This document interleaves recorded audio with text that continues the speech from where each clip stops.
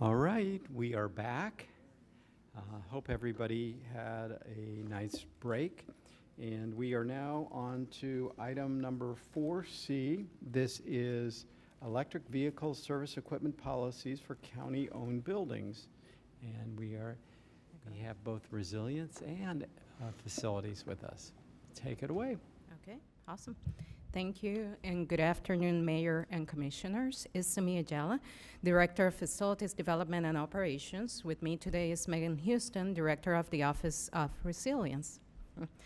On October 27, 2022, the Board of County Commissioners held a zoning division public hearing to consider, among other matters, potential amendments to the Unified Land Development Code to provide for electric vehicle service equipment.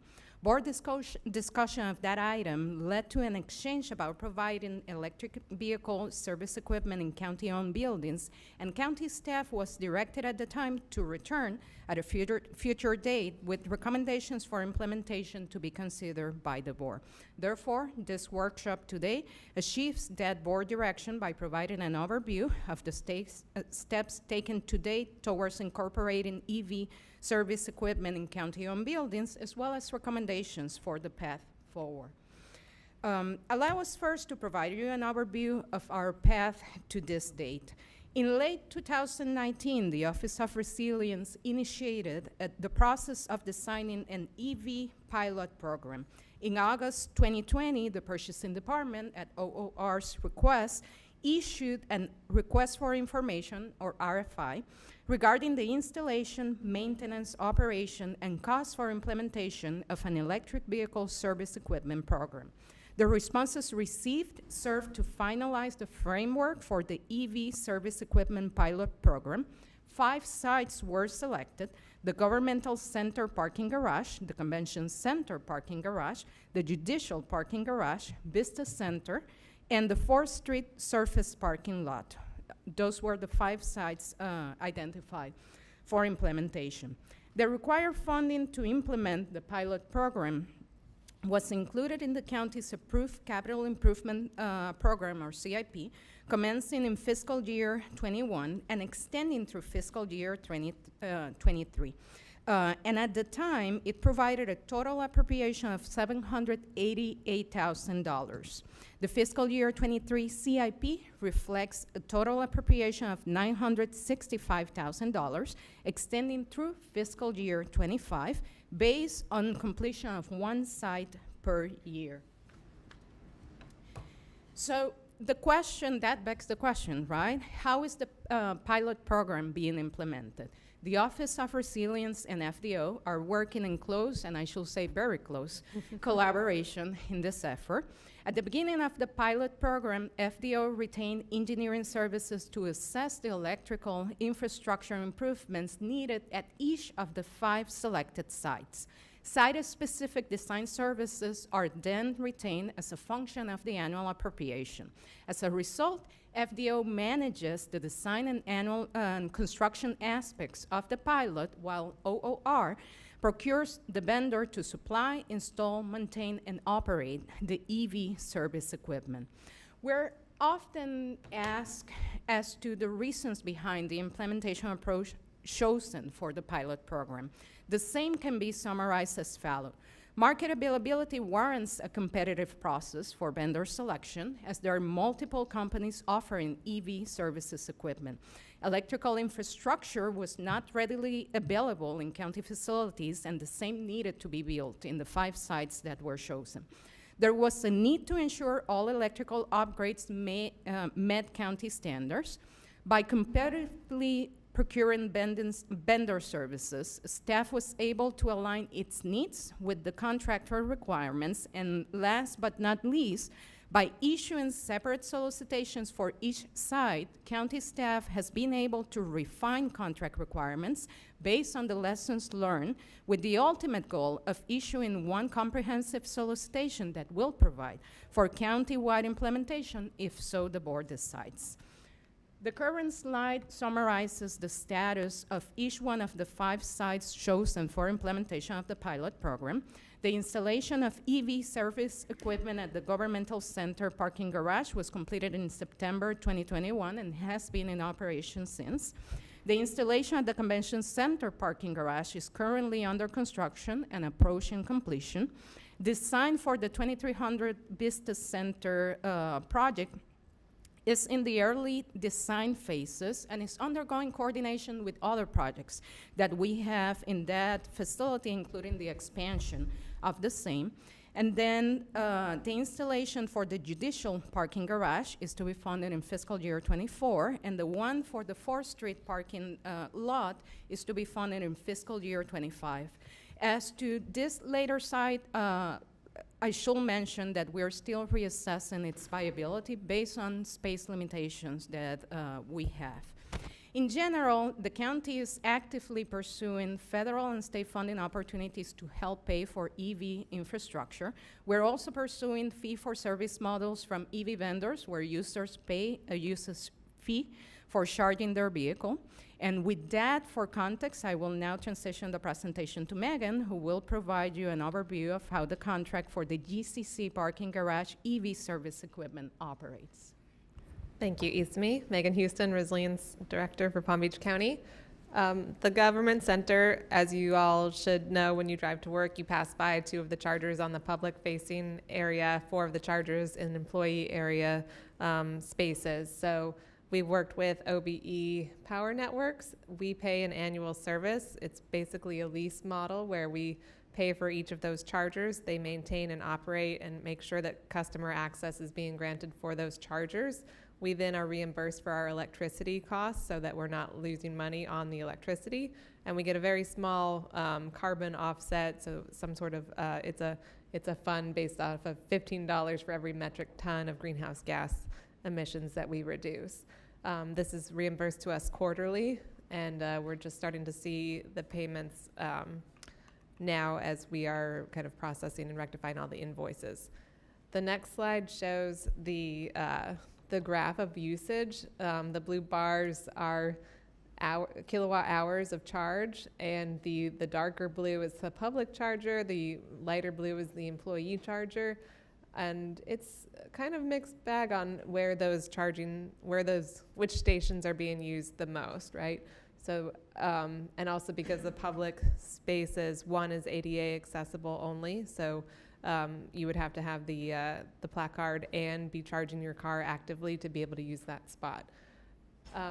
This is our very first pilot, right? So it's the usage we're still testing. We think we've learned because of the location, some were behind the gate, some were in front, that when we move to the convention center where it's going to be all public spaces, 12 spaces, and something the convention center can target as an amenity, we expect to see more usage there. So at the end, what is our final goal? Through the pilot program, we have been trying to gather sufficient information to recommend or not a rollout of the initiative to all or select county facilities, and said recommendation will be based on a better understanding of usage, demand, location, cost, and contractual requirements.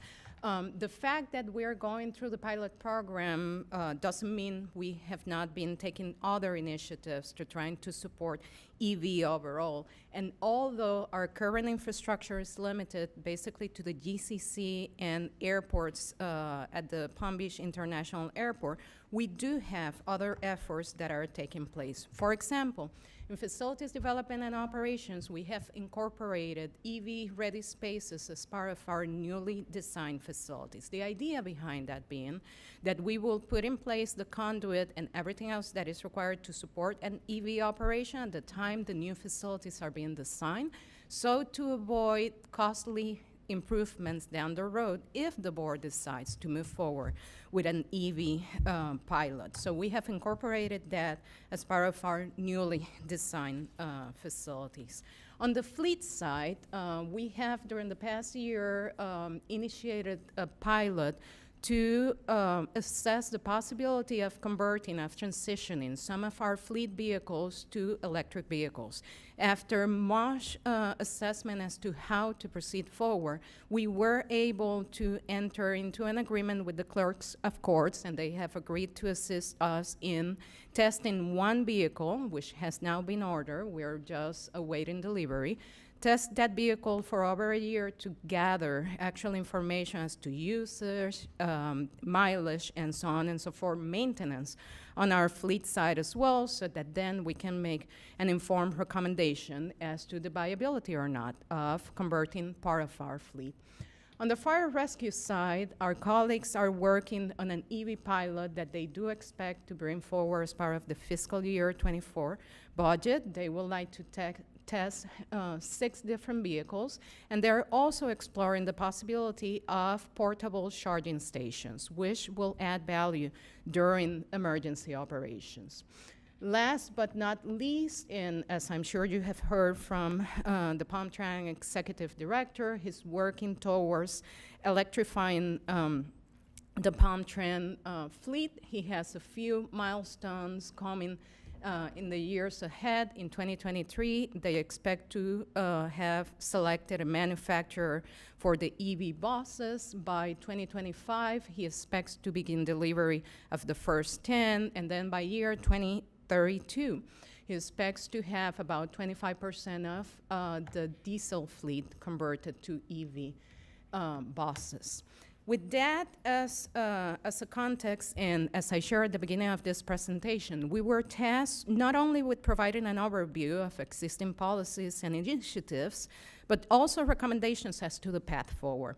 We have identified 3 additional options for consideration by the board. Option number 1 will be to continue with the pilot as it has been envisioned and funded as part of the CIP plan, which means we're going to continue to implement 1 site per year until fiscal year 25, the 5 chosen sites, and then come back to the board with our recommendation for rollout or not at a county-wide basis. Option number 2 that we have identified will entail expanding that pilot program. Since we already went ahead and included base infrastructure in our new facilities, or being designed as we speak, we have the ability to proceed forward and OOR go ahead and procure the vendor, the installation, the equipment, so on and so forth. And that will result in expanding our pilot and moving that from the current 4 or 5 sites to an additional 8. And that will allow us to gather then additional data and come back with a better informed recommendation to the board.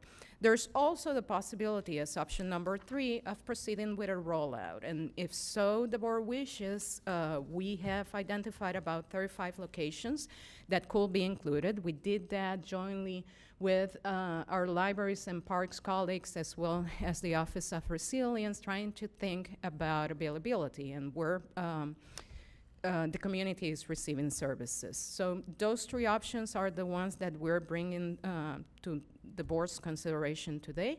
This will complete staff presentation, and we will be more than happy to address any questions. Thank you. Commissioner Marino, you're recognized. Thank you. Interesting article in the Palm Beach Post said that 1% of all of the registered cars in the state of Florida are EV cars, and that that's about an average rate of 3.2% of all new registrations are EV cars.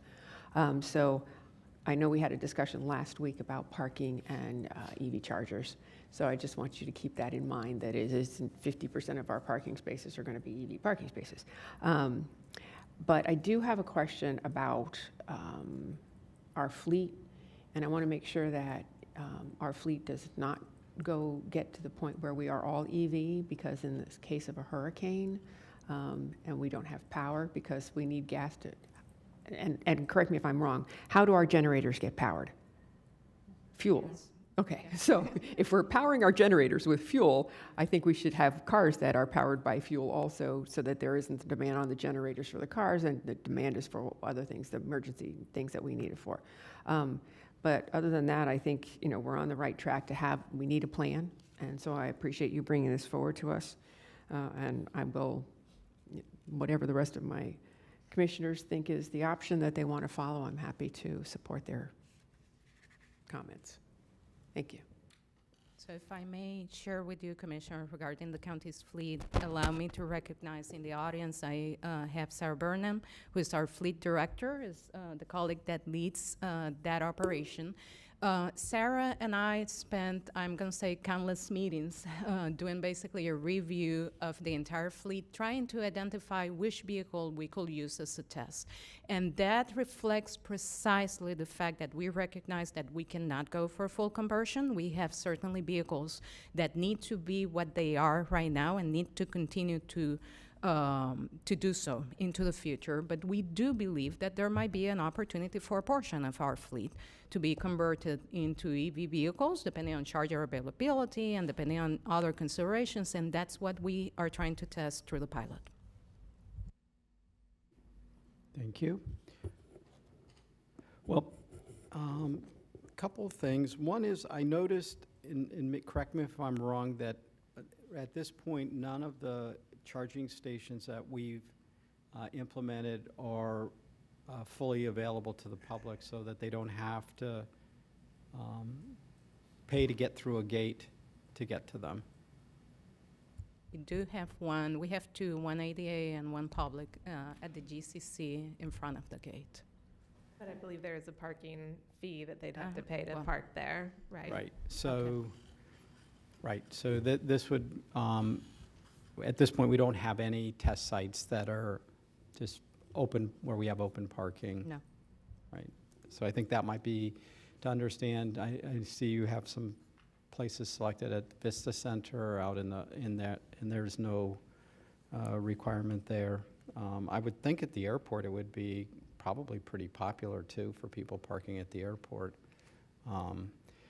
And to Commissioner Marino's point, regarding the number or percentage of vehicles, I think if I recall that same article, the one thing they did point out was that because of the economic distribution in Palm Beach County, we have a higher percentage here than would be found than in other places. People were faster to adopt here. So, but it's clearly, obviously, going to be, the way of the future. So to get that infrastructure in place, I guess one of my constituent communities, Golden Lakes senior community, installed at their community center, they installed an EV charger, or was installed. I don't believe they paid out of pocket at all to have it installed there. Have you looked at the models where they're, other than providing access to the electrical panel, that people provide those systems based on a payback that they receive? Yep, we have looked at those models. We collaborated with a potential partnership like that maybe 3 or 4 years ago, and there were purchasing and procurement concerns about needing to go out for bid for that kind of vendor partnership, and there were also insurance and indemnification clauses that didn't align with county standards. So that was why the team decided to go out for bid on the installation of the actual chargers. And while I understand, you're splitting it up to try and get a sense of how different vendors handle these types of installations and so forth, it seems to me it would make sense, and you would end up with potentially a lower cost if somebody knew they were doing a lot more installations, and that they would have them, for a significant period of time to get the payback on their cost investment. And I will argue that's certainly the end goal through the pilot. I don't want to overstep into Megan's area, but I think we have jointly learned quite a few lessons by having these initial ones competed separately, okay? And we have improved the contract that has followed, right? Taken those lessons and built a better contract afterwards, working together. So I think the end result after that, this pilot, will be precisely a very strong contract that better serves the county and its needs, and therefore the residents. And what about a hybrid sort of facility where you've installed a covering over the parking places and solar panels on top of that to help produce some of the electricity as opposed to paying a provider for the electricity? Okay.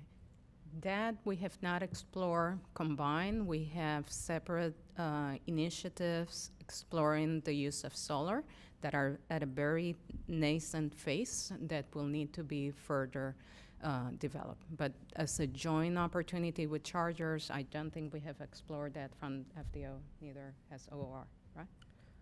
Correct. We are looking, as the new technology is emerging, we're looking at options. But Isami's right about right now we're looking at them as separate buckets. And then I guess the last thing, and then I'll move on to Commissioner Woodward, is my understanding too is that the Tesla system now, they've opened up their system, and so which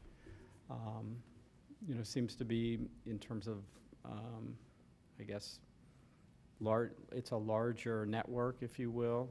I think obviously one of the challenges is in making this conversion happen is having enough infrastructure to support as the migration happens to support that. And I think government can play a key role because we have facilities and the opportunity to people park at our places for long periods of time, which is a perfect place to have chargers for, and that obviously you don't want to invest more than we require, but at some point, I think more and more vehicles are gonna be converting. So, Commissioner Woodward, you're recognized. Yes, thank you. I just had a couple of questions. One being on the government center parking garage, we have 2 public, 4 employee only, includes 1 ADA. Is the ADA one of the 2 public? Correct. Is that a requirement that we have to have a handicap space or a disability space, whatever, for one of the 2? Because that's 50% of the charging. Correct. Yes, that's one of the things we were learning. There's not a Florida standard or even a national standard, but it's a code-specific determination, and that was something that came up in code requirements. One of those stations had to become an ADA station. Is that our code or City of West Palm Beach or? It's City of West Palm Beach, but that's consistent with Palm Beach County's interpretation of the law as well, as far as I know from when we last checked in with our buildings folks. Well, as far as the usage, are we able to track how much that space gets used versus the rest of them? Yes, we can pull that data. I'd imagine it's much less because the Venn diagram of those would be less than just the one that's available for anyone to park in and charge. I can get that data to you. Okay. There's nothing that we can do about that then, is there? Because it's a code, or it seems a little unreasonable for something like this. We're trying to provide charging stations that are only for specific cars, and we have to cut that in half for.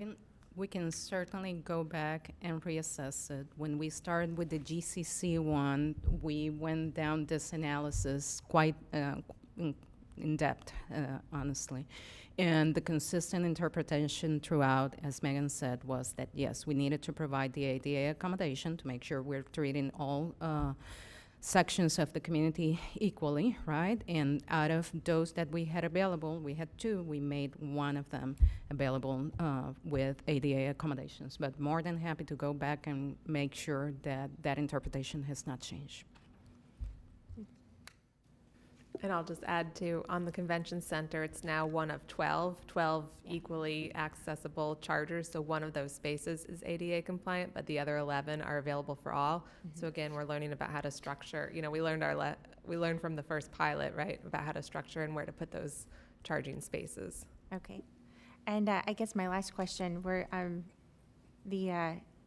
are they universal charging stations? Or I saw something, there's some were Tesla, some are not. Are ours all universal? The ones in the pilot between FDO and OOR are the universal level 2 chargers.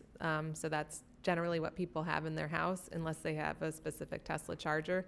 There were some earlier installation projects with airports where that was where the Tesla chargers have been installed.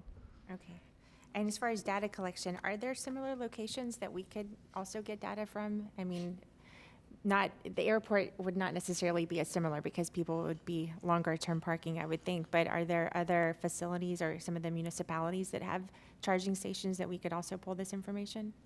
Yes, that's something we can ask our colleagues at the municipalities on usage and see if they've been pulling that information. I'm sure they have. It's very easy to track, so we can look to that and see.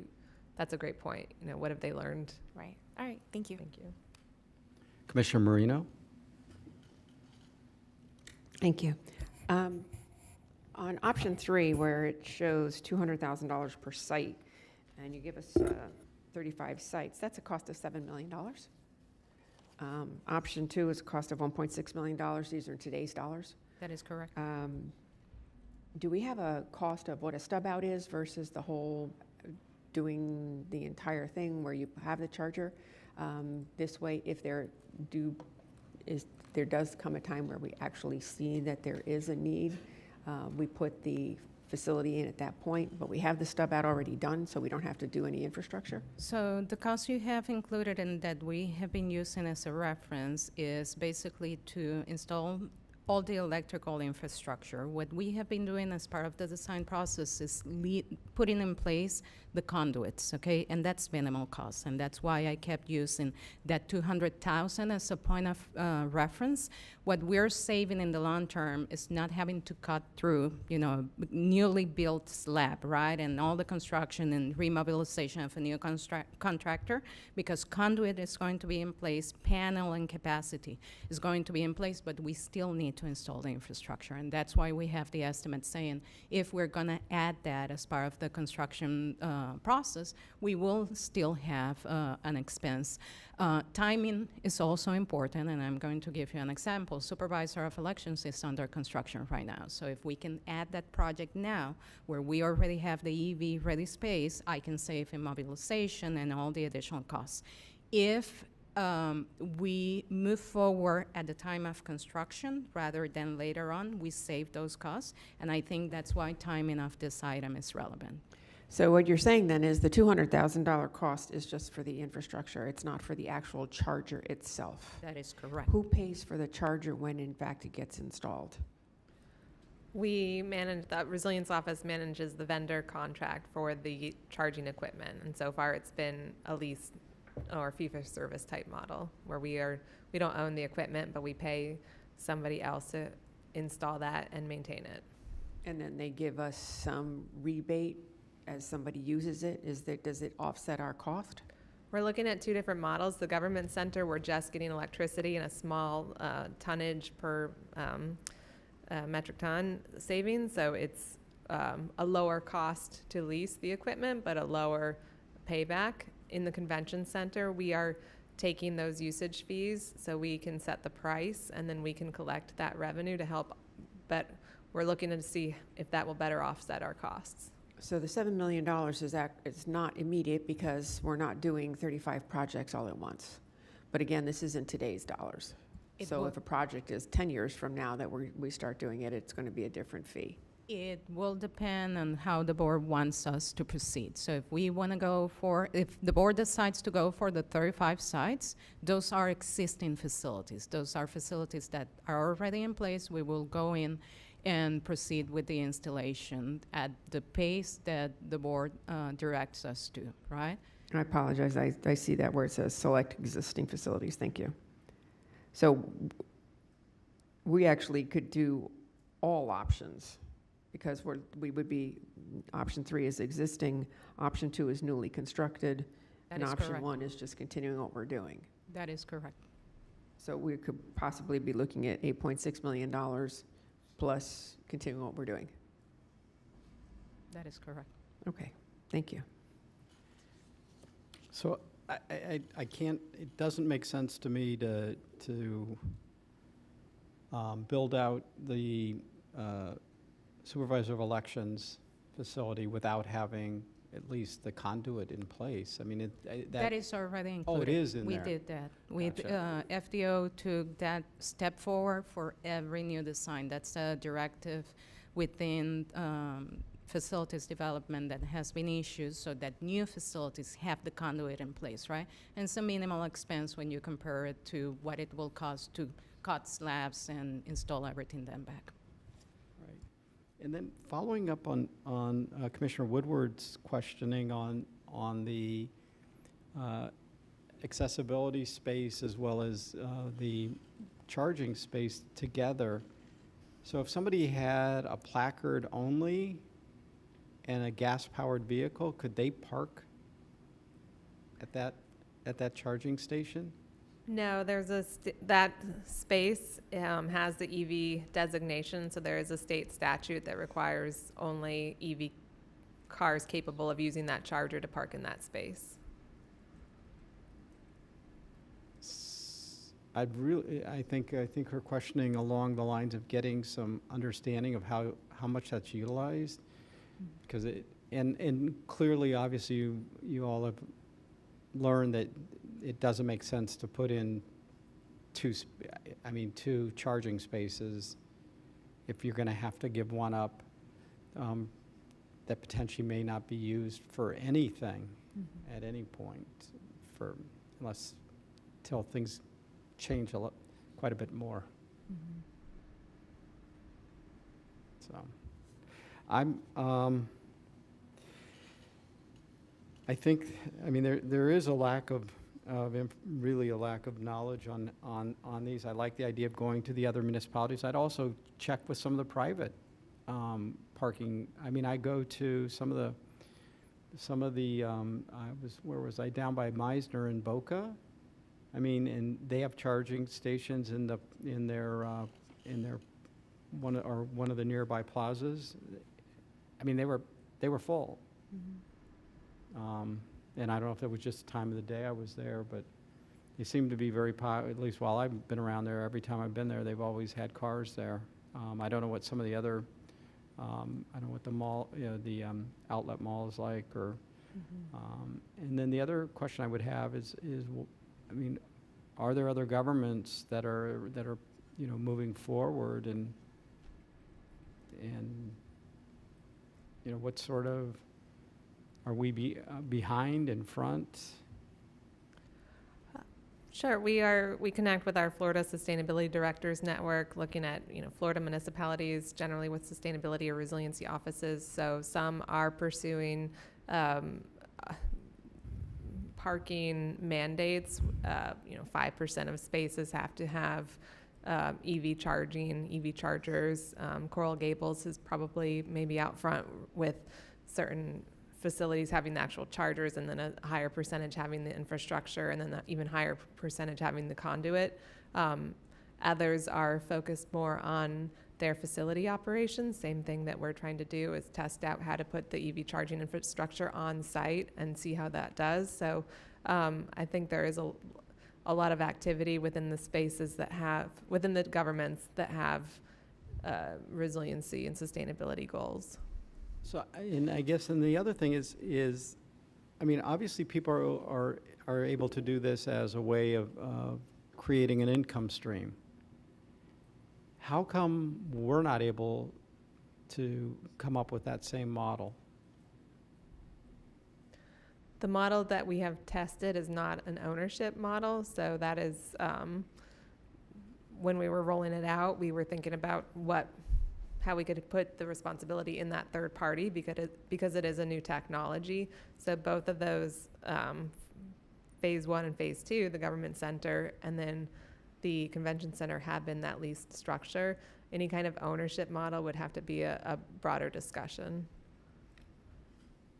Okay.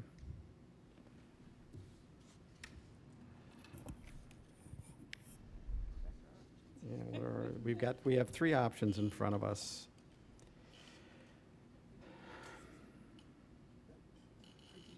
Oh, Virginia, you recognize? I'm sorry.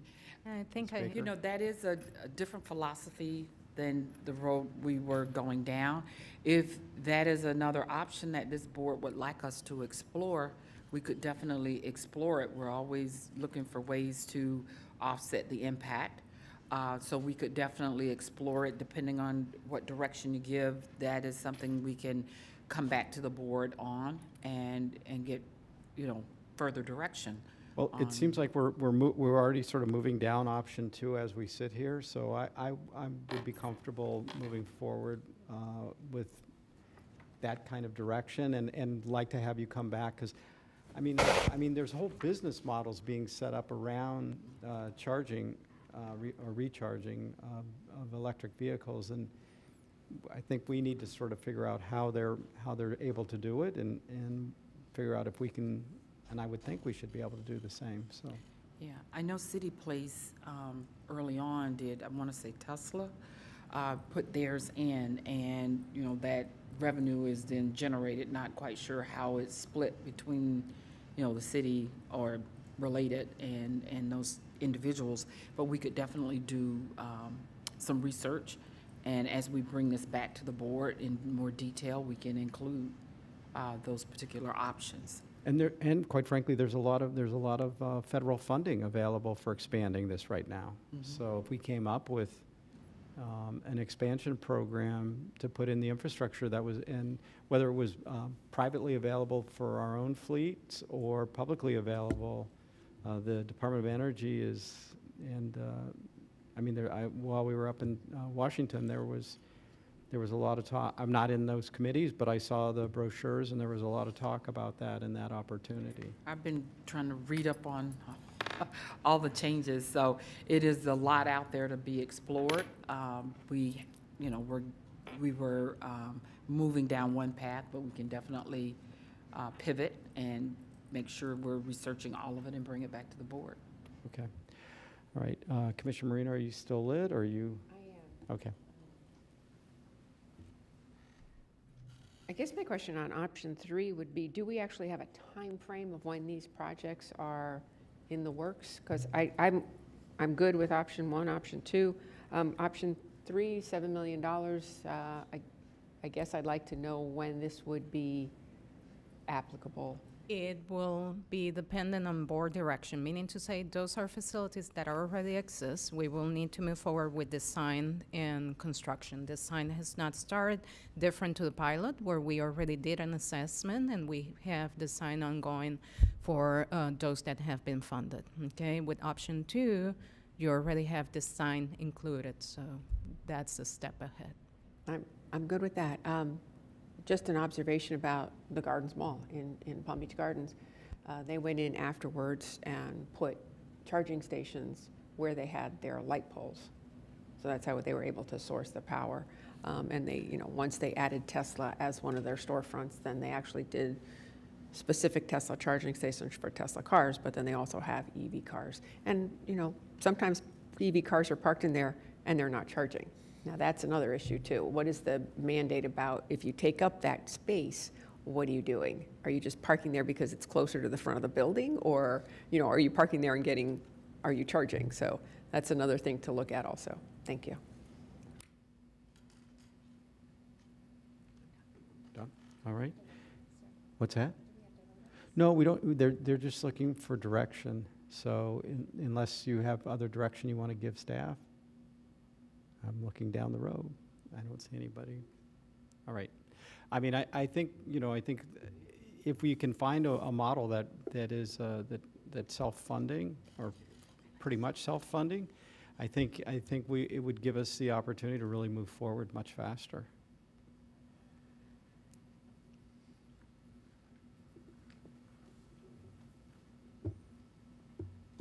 Okay. Anything else? Nothing, anything for the good of the order? Seeing, Okay, we have some comments? Okay. All right, well, thank you very much for your presentation this afternoon. Very much appreciated. And we can have Commissioner comments. Do you have any comments, Administrator Baker? Okay. So we'll have Commissioner Barnett. Thank you, Mayor. On behalf of Commissioner McBernard, I was asked to request permission for an off-site proclamation for the 75th Charter Day of the West Palm Beach Alumni Chapter of Delta Sigma Theta Sorority Incorporated. We have a motion by Commissioner Barnett, a second by Commissioner Marino. All in favor, all opposed, that motion carries 4-0. All right. Anything else, sir? No, sir.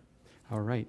Commissioner Woodward, you're recognized. Yes, I would like to make an appointment. Do I need to make a motion to? Yes, I'd like to make an appointment to the Fair Housing and Equal Employment Board for Christina Escalante. We have a motion by Commissioner Woodward for appointment and second by Commissioner Marino. All in favor, all opposed, that motion carries 4-0. Okay. And thank you for all the workshops today. Very informative. Thank you. Commissioner Marino, you're recognized. Thank you.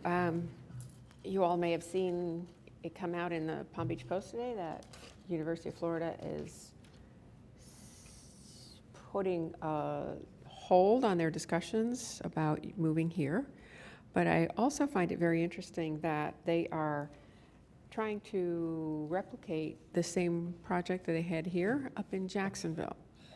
So I just find it a little interesting that both of those things seem to hit the paper on the same day. So I'm just taking a breather, and I just wanted to put that out there.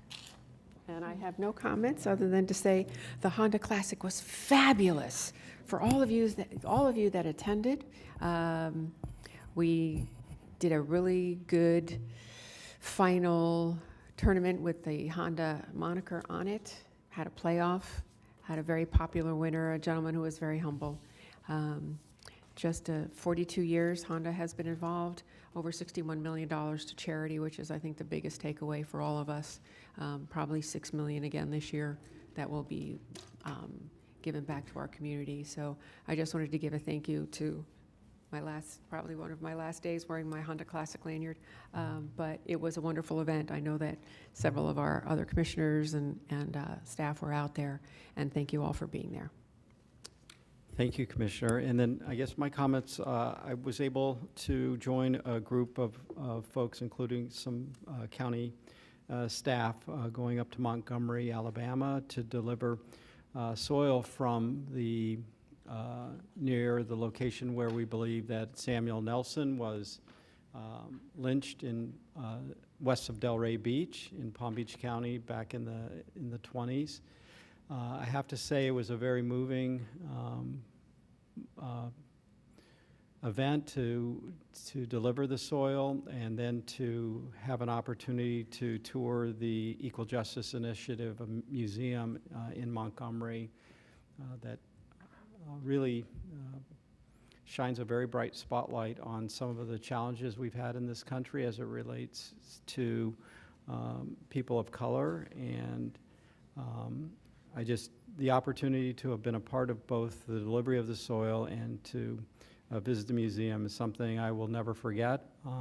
It has a very big impact on me. And then lastly, letting folks know again on this Thursday in the South County Civic Center, we are having a roundtable or a town hall hosted by Michael Williams to speak about anti-Semitism and hate, public is invited and welcome to attend. So with that, that's the only things I have, and seeing nothing else, well, this meeting is adjourned.